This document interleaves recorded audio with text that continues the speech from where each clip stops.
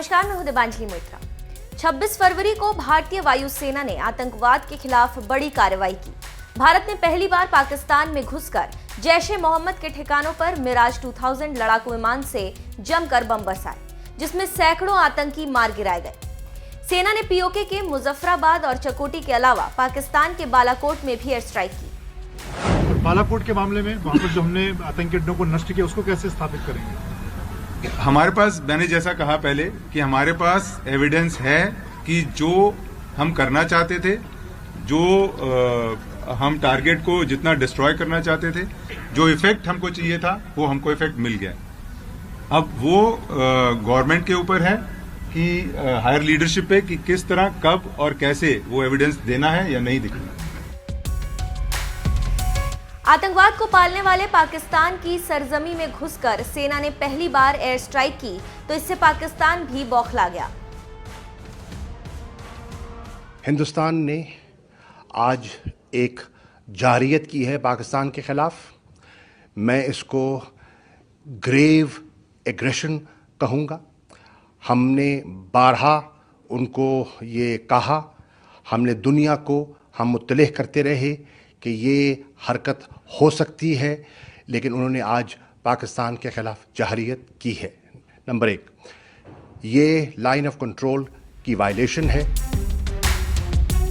पाकिस्तानी सेना की बौखलाहट ये बताने के लिए काफी है कि भारतीय वायुसेना ने अपने ऑपरेशन को बेहद शानदार तरीके से अंजाम दिया, लेकिन अपने ही देश के नेता एयर स्ट्राइक पर सवाल उठाने लगे हैं।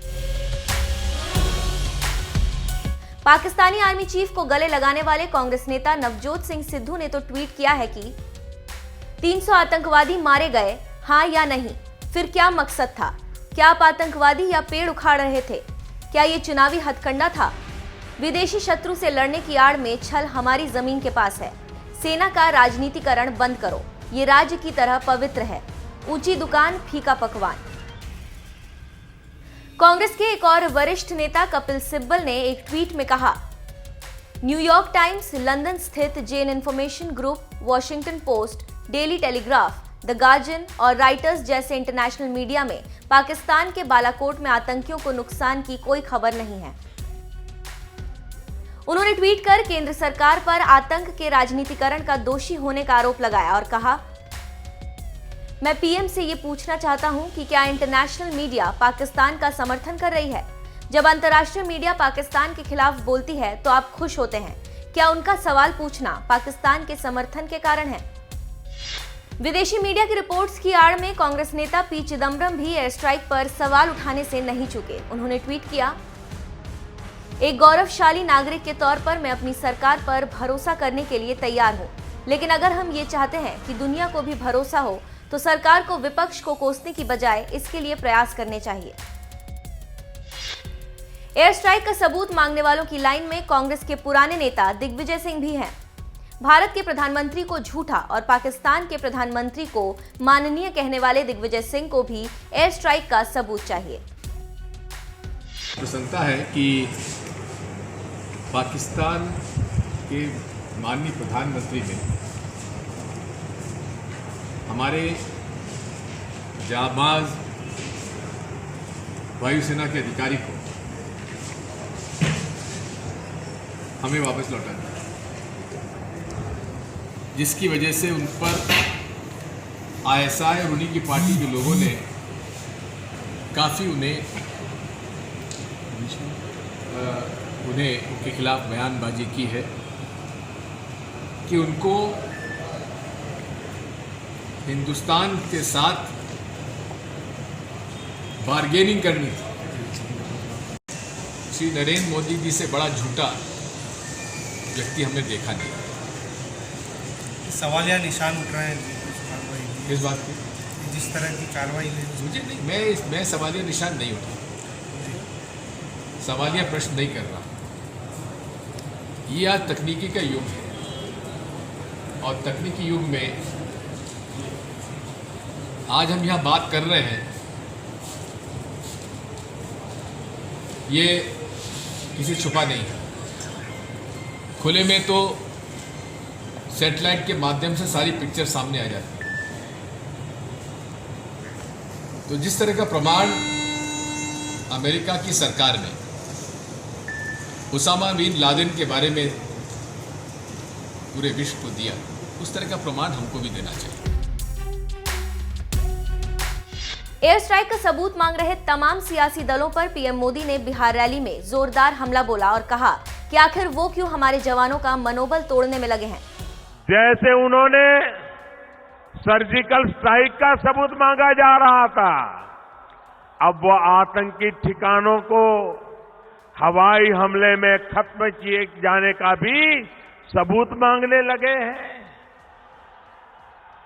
साथियों, मैं कांग्रेस और उसके सहयोगी दलों से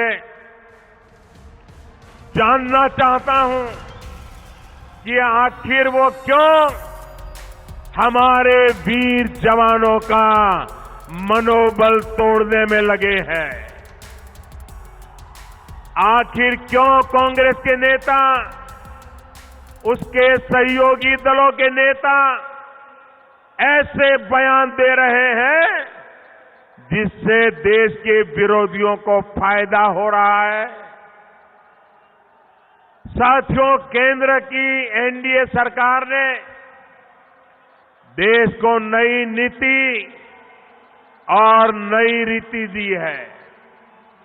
कांग्रेस और उसके सहयोगी दलों का देश की सुरक्षा को लेकर जो रवैया था, वो देश देख चुका है। अब नया हिंदुस्तान नई रीति और नई नीति के साथ आगे बढ़ रहा है।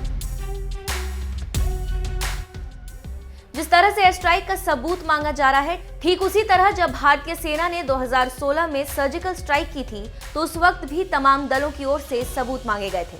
सरकार ने सही समय आने पर जब सर्जिकल स्ट्राइक के सबूत जारी किए तो मोदी विरोधी दलों ने चुप्पी साध ली थी।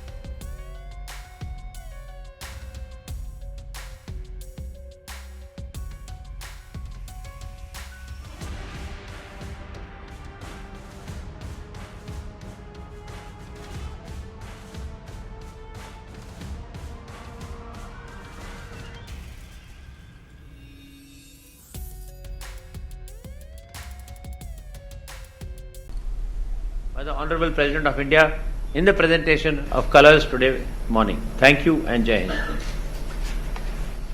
Yes, from Indian Express.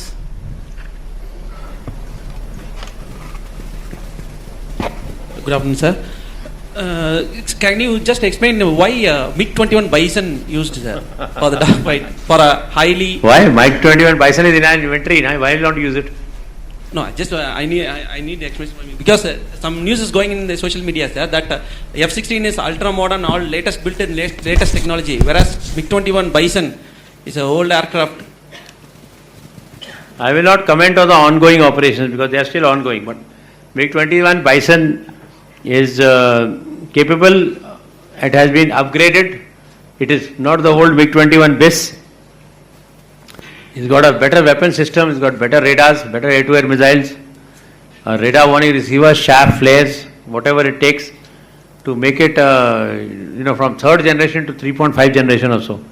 So it is an upgraded aircraft, and we fight with all the aircraft in our inventory. Yeah, and remember, the initiative is with the adversary. Times of India. How is Wing Commander Abhinandan's health?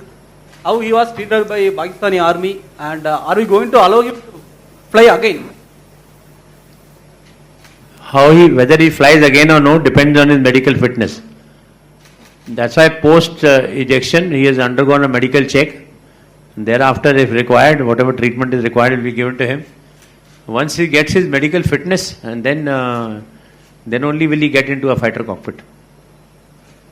News 18 Dhanasri.